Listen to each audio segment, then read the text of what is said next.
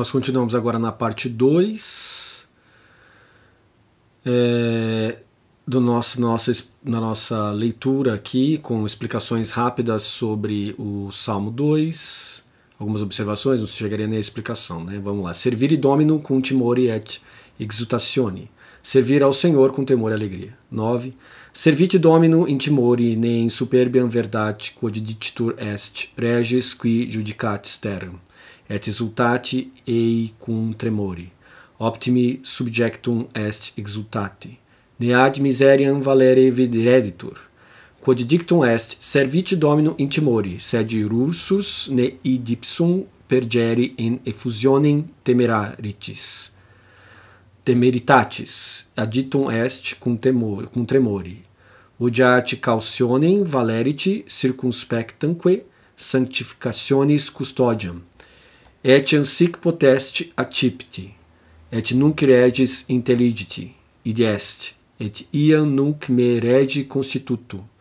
Noliti tristis esse. Regis terre que quasi bonum vestrum vobis ablatum sit, sed intelliti potius et erudimini, id eminent vobis expediti ud sub illus sits, aquo intellectus et eruditio vobis datur. Eroc vobis expediti ud non temeri domini mini, sede domino hominum cum timori servit atis, et exultetis in beatitudine certissima et sincerissima, caut et circumspicientis ne ab ea per superbiam decidatis. Então, 9. Servir ao Senhor com temor, para o que é dito não se transforme em orgulho, ó reis que julgam a terra. Regozijai-vos com tremor, o melhor tema é regozijar-vos. Para o que é dito, não pareça ser útil à miséria, servir ao Senhor com temor. Mas, novamente, para que a mesma coisa não se transforme em uma explosão de precipitação, é acrescentado com tremor, para que possa ser útil para uma cautela e guarda circunspecta da santificação. Também pode ser entendido assim, e agora entendei, ó reis, isto é, e agora que eu fui constituído rei, não vos entristeçais, ó reis da terra, como se o vosso bem vos tivesse sido tirado, mas antes entendeis, sede instruídos, pois isto vos convém estar debaixo daquele por quem vos são dados entendimento e instrução. Isso vos convém não ser desgovernados precipitadamente, mas servir ao Senhor de todos com temor e alegrar-se na felicidade mais certa e sincera, sendo cuidadoso e olhando ao redor para não cair dela por orgulho. Então aqui nós temos em Agostinho a ideia de um modelo de governo, né? Onde nós temos aqui, sem dúvida alguma, o desenvolvimento da ideia de cidade de Deus, que é um modelo onde o governante é um governante filósofo, é um governante teólogo, né? Na mesma disposição próxima de Platão, que traz a ideia de o filósofo rei, e aqui o teólogo filósofo rei, né? Então essa ideia de que Cristo vem para ajudar o ser humano a ser um governante, ou seja, a instituir um modelo de governo que seja justo e que leve para a cautela e guarda circunspecta da santificação, né? Essa santificação, eu acho que está ligado à ideia de ser de santos, porque o Senhor sou santo, e como eu vou saber que o Senhor é santo? Sabendo e colocando em prática os preceitos do Evangelho, né? É aí que está toda a lógica centrada no Cristo como sol do sistema. 10. Apprehendite disciplinam, nequando irascatur dominus est pereatis de via justa, hoc est quod aid at, intellegiti et erudimini, non intelligere et erudiri, hoc est apprendere disciplinam, verum tamen in eo quod dicitur, apprehendete, sat significatur praesidium quodam atque munimentum, esse adversus omnaque obesse possente, nisi tanta cura apprehenderetur, ni quando autem irascatur dominus cum dubitatione positum est, num secundum visionem profet, cui certum est, sed secundum eius ipsus qui monentur, quia cum dubitatione solenti cogitari irandei, quibus non aperteri revelator, hoc ergo sibi ipsi debendi dicere. Apprehendamus disciplinam, nequando irascatur dominus, et peramunus de via justa. Iam verum irascatur dominus, commodo accipiendum sit supradictum est. Et peratis de via justa, ec magna poena est, qui ab is formadatur, quia liquidi ducembidis justitia per serperunt, qui eminent perit de via justitia, justice, cum magna miseria per via iniquitatis erabiti. Então aqui 10, apoderai-vos da disciplina, para que o Senhor não se irrite, e pereçais no caminho da justiça. Isto é o que ele diz. Entendeis e sede instruídos, pois entender e ser instruído é apoderar-vos da disciplina. No entanto, no que é dito, apoderar-vos é suficientemente significado que há uma certa proteção e baluarte contra todas as coisas que poderiam ser prejudiciais, a menos que fossem tomadas com tal cuidado. Mas apoderai-vos da disciplina, para que o Senhor não se irrite, é posto em dúvida, não segundo a visão do profeta, para que quem é certo, mas segundo aqueles mesmos que são advertidos, porque eles costumam pensar com dúvida na ira de Deus, a quem ela não é abertamente revelada.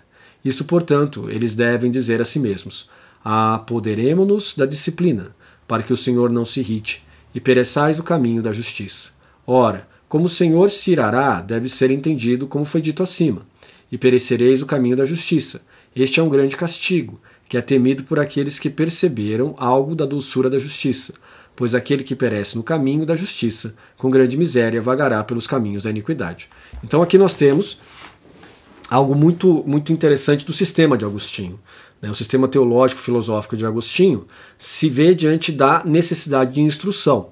Essa instrução, na sua época, era muito parecida com aquilo que nós vivemos hoje. A ideia de que o Espírito Santo, por meio dos dons carismáticos, fala diretamente ao coração e que isso é mais do que suficiente para a instrução.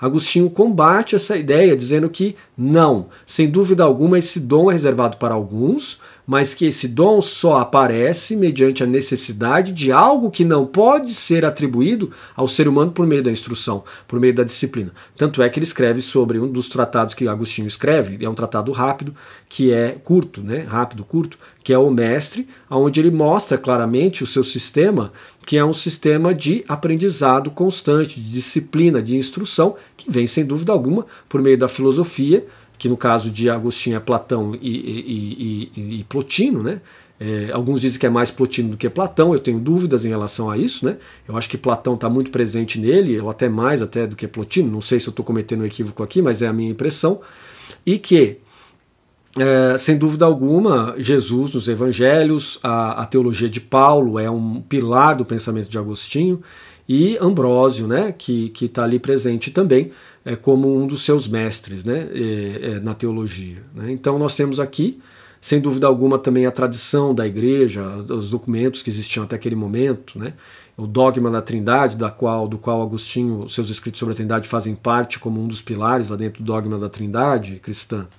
Então nós temos aqui a necessidade de instrução comum, humana, da razão, que se vê diante da filosofia, da teologia, e que busca então o aprendizado constante, que é aquilo que nós temos hoje na pós-graduação, na graduação, no mestrado, doutorado, esse aperfeiçoamento do conhecimento filosófico, teológico, científico hoje, com o surgimento do cientificismo durante a fase moderna da filosofia e da teologia na Europa, que dão origem a isso. E hoje nós temos uma variação tremenda em relação a isso. Hoje nós falamos em relação à filosofia intercultural, à teologia intercultural, interreligiosa, que são outros âmbitos que partem desse princípio aqui de ser instruídos, e ser instruído é apoderar-se da disciplina.